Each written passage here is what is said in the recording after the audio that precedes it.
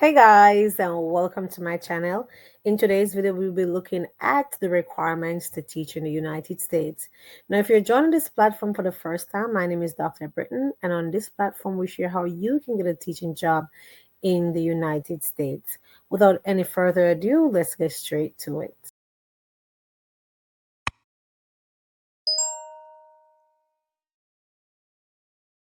Now, a lot of people are interested to get a teaching job in the United States, but they're not sure of what the requirements are.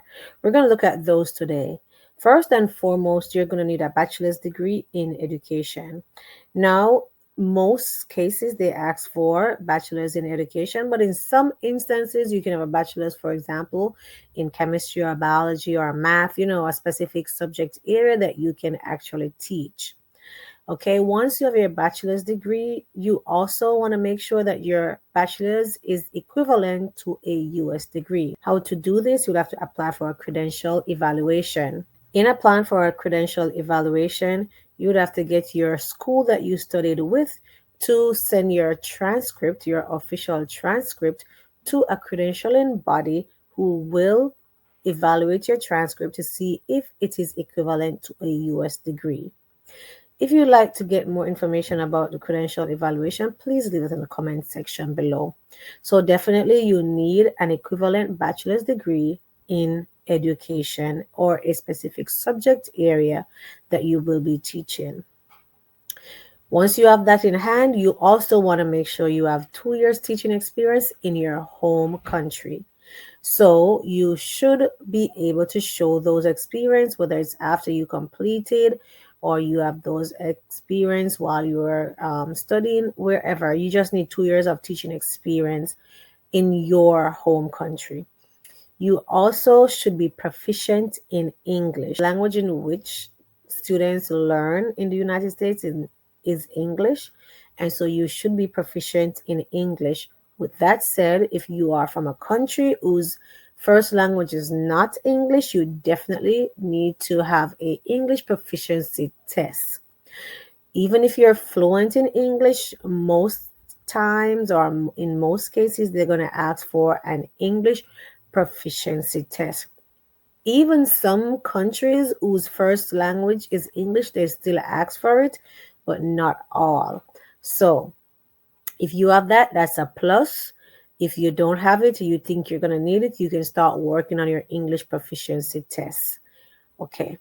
Next thing you're going to need is, in some cases, if you're applying for a J1 sponsorship, you may need to have a driver's license in your home country, and you should also be driving for at least 2 years in your home country.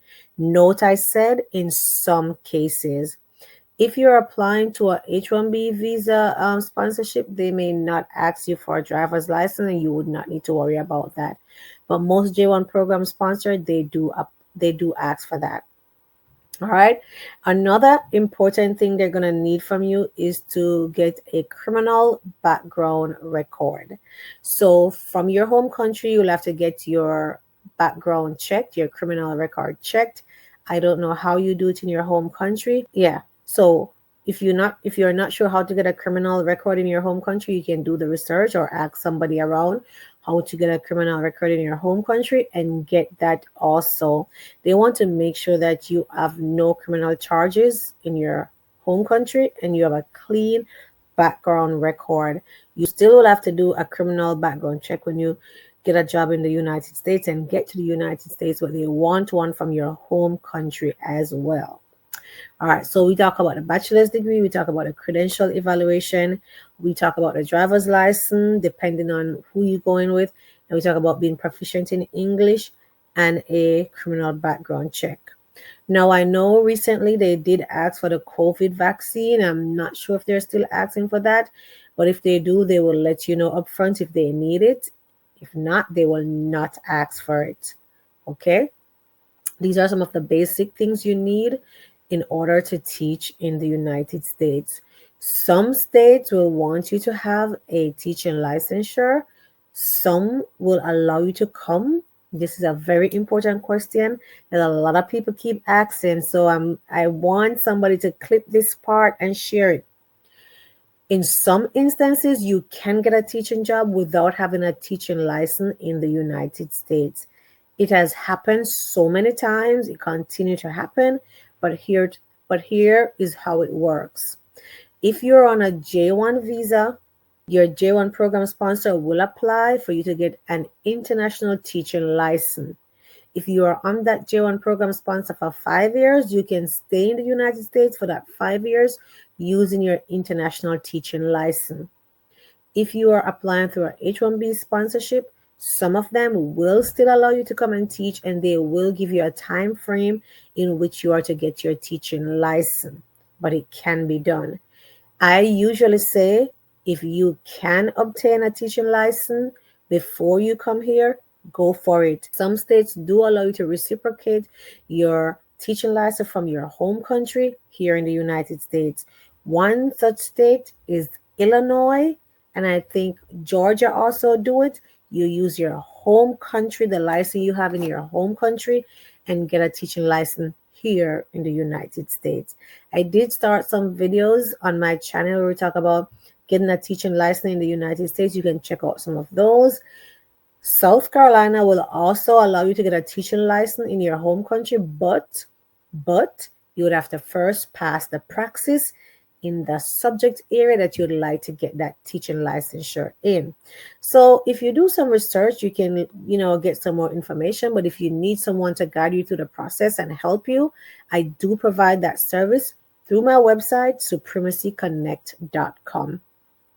So you can check out supremacyconnect.com and book a session where we can learn about your unique needs and guide you through the process. Okay.